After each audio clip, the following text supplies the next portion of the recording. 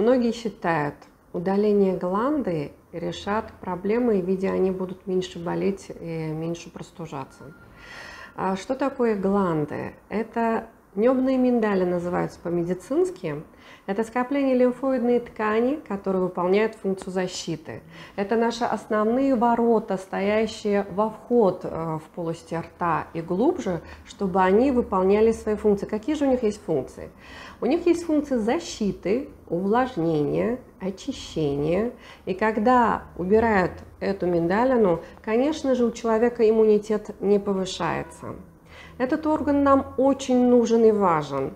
Он является основной защитой во вход в полость рта, и он является защитой во вход в дыхательную систему. Когда же мы решаем удалить или оставить этот орган? Нельзя сказать, что гланды никогда нельзя удалять. Бывают такие варианты, когда гланды нужно удалять, потому что по сравнению с пользой и вреда они приносят больше вреда. Какие же критерии удаления миндалины? Удаление миндалины является такие критерии, когда миндалина болит не сама. Так как это иммунный орган, при хронической инфекции этого органа он начинает вызывать болезни иммунитета в виде аутоиммунных болезней, как ревматические болезни, миокардиты, поражение сердца, нефриты, поражение почек, суставные артриты. Вот тогда мы начинаем активно лечить и контролировать. При активном лечении этого пациента, если в течение нескольких месяцев не наблюдается улучшение по анализам крови, по состоянию пациента, по тому, как он часто болеет или не болеет, это является основным критерием, нужно ли удалять этот орган или его нужно оставлять. Приблизительно треть населения земного шара страдает храпом. Храп образуется за счет вибрации мягких тканей носоглотки и мягкого неба.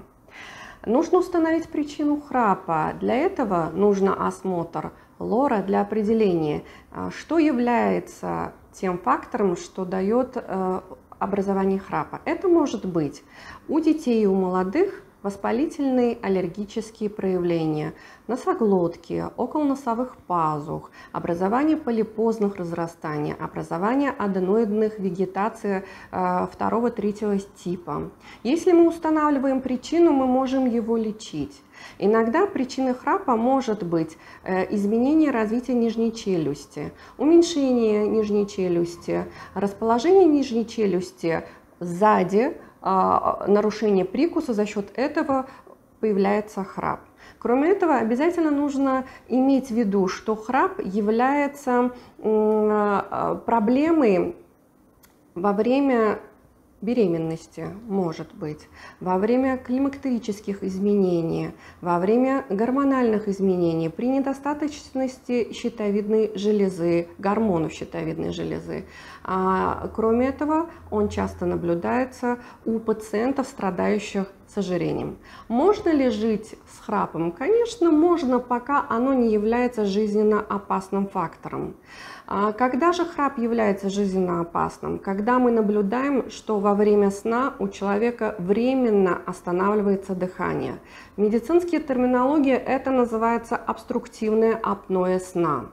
Если происходит внезапная остановка дыхания за счет храпа, эти пациенты обязательно должны обратиться к врачам, в первую очередь к лор-врачам, чтобы они решили проблему и начали бороться с храпом. Существуют различные методы лечения храпа. Это консервативные методы, применение различных аппаратов, это оперативные методы. Если мы устанавливаем причину, мы можем выбрать тактику лечения.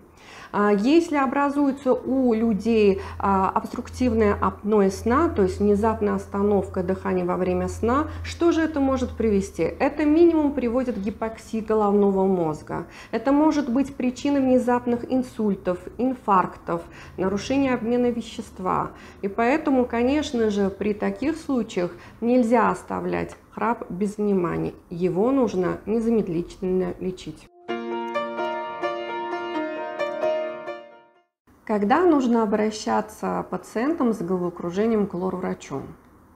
Нужно иметь в виду, что наше внутреннее ухо выполняет две функции. Одна из них выполняет функцию слуха, другая, в внутреннем ухе, находится вестибулярный аппарат, который координирует наши движения в пространстве, который держит наше равновесие.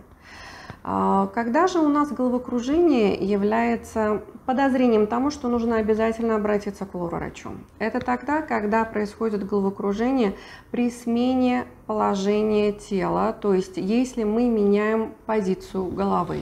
И если в таких случаях у нас происходит головокружение, если, например, человек едет в поезде или в транспорте, и сидит он в противоположном направлении, происходит головокружение. Если он не смотрит на дорогу, а смотрит по сторонам, у него идет головокружение. Это уже признаки вестибулопатии. Если у человека происходит головокружение в самолете, если у человека происходит у детей частое, очень тяжелое переносение карусели, это тоже проявление головокружения за счет нарушения вестибулярного аппарата в внутреннем ухе. Это решает, конечно, оториноларинголог.